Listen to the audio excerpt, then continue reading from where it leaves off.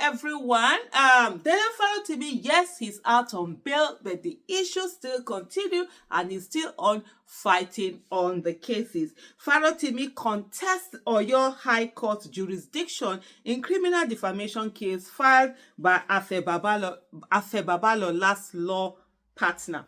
The lawsuit filed by Adenikpeku is in response to allegations made by Farotimi in a book, which has sparked controversy and led to multiple defamation charges against him. For those of you who don't know, probably you need context. Let me just bring you up to speed a little bit. Is that Farotimi wrote a book called The Criminal Justice System in Nigeria, meaning the justice system in Nigeria is criminal. And so after writing the book, he did mention names of several people, one of them being Babalola, and some and others were partners in his law affair, talking about how they sort of like criminalize the justice system in a way and all of that. And so this book came out, and then the next thing, Babalola got police to come all the way from Ekiti. By the way, Babalola is from Ekiti. Farotimi stays in Lagos, and they came all the way from Ekiti to come to Lagos to abduct Mr. Farotimi and take him all the way to Ekiti. And many people did say it's because of the influence that he has in Ekiti State. I mean, he's I think they say he's the highest employer of labor in Ekiti State. He has a lot of influence. He's been a legal luminary of over 70 years and a whole lot. He's 90-something years, by the way. And so they arrested him. They locked him up. They kept him for over 20 days. Nigerians were demanding for his rescue and all of that. And then they started, having lawsuits all over the country and different places against Mr. Farotimi. Don't get anyone wrong, and we're saying that they have every right to sue Mr. Farotimi if they want to, but they didn't have the right to abduct him. And what was even more shocking is the fact that criminal defamation is not known as a crime in Ekiti State, and they locked Farotimi for this. And then they went to other states and they also filed charges against him. So here is Mr. Farotimi in response to those to the things that were filed. Farotimi, a human rights lawyer, is challenging the jurisdiction of the Oyo State High Court to try him for criminal defamation charges brought by Senior Advocate of Nigeria, Babalola's law partner, Adebayo Adenikpeku San. This development comes amidst a series of legal battles between Farotimi and other lawyers, including Adenikpeku, a managing partner in Babalola and Co., who filed a lawsuit against him at the Oyo State High Court. The lawsuit filed by Adenikpeku is in response to the allegations made by Farotimi in the book, which has sparked controversy and led to multiple defamation charges against him. Farotimi raised the objection through his legal team in a notice of preliminary objection dated January 6, 2025, brought before the Oyo State High Court pursuant to sections 96 and 97 of the Sheriffs and Civil Process Act, Cap as X6 Law of the Federation of Nigeria, 2004. The preliminary objection was sequel to a suit filed at the Oyo State High Court number 4 against Farotimi by Adebayo Adenikpeku San, with Farotimi and Farotimi publishers listed as first and second respondents.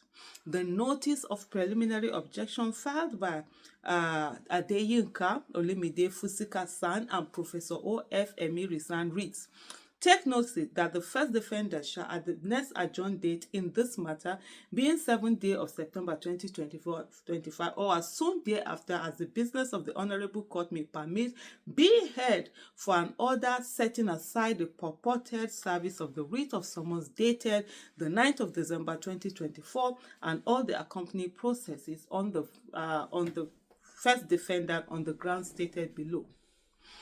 On the ground of the application, Farotimi's legal team said the writ of summons dated 9 December 2024 issued from this Honorable Court was endorsed and authorized for service out of Oyo State and in Lagos State of the Federal Republic of Nigeria.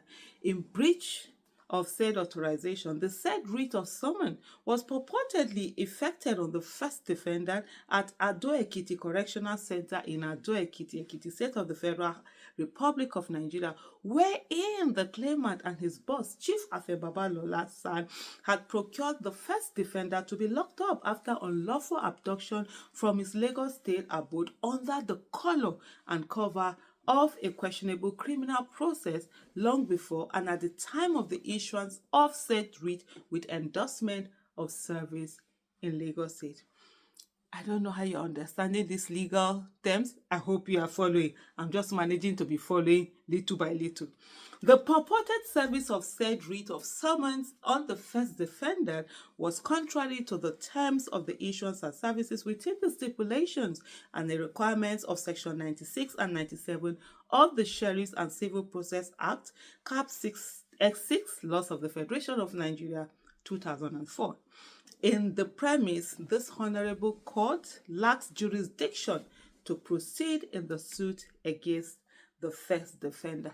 So, all in all, from beyond all what has been said, is the fact that Adele Farotimi is saying that the court in Oyo, the Federal High Court in Oyo, lacks the jurisdiction to take on this case. We'll see how this goes on. But just for every one of us to remember that, yes, indeed, Adele Farotimi is out of captivity because indeed he was abducted by the Nigerian police. And I'm so glad that the lawyers put it in out there, because sometimes what happens is that people are afraid to use certain words like, oh no, I want to be a bit nice.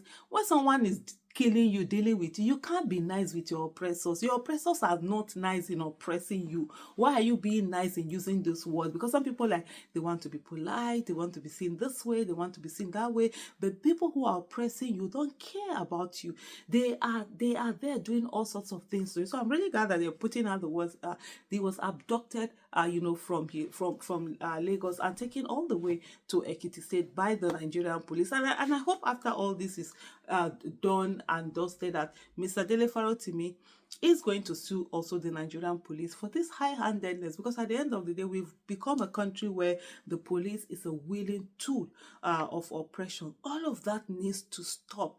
That's not the way, things are supposed to be. But so let's continue to follow the cases as they are and see how this all goes. But one thing that is very significant is that Mr. Dele Farotimi wrote a book, and then he became the actor in the movie that was acted out of the book. Because if you needed anything to really show to you that the justice system in Nigeria has been criminalized, it's actually what has happened to Mr. Dele Farotimi, from his abduction by the police, being taken to Ekiti State, being charged on chopped up charges, because being charged for something that is not a crime in Ekiti State, there's no criminal defamation in Ekiti State. Yes, you can have civil defamation, you can sue him to court, because you feel he has either defamed you or done libel against you, but not the one that you are holding the person in court for criminal defamation. We'll continue to follow this and see how everything goes on. The one thing for sure is that injustice to one is injustice to all.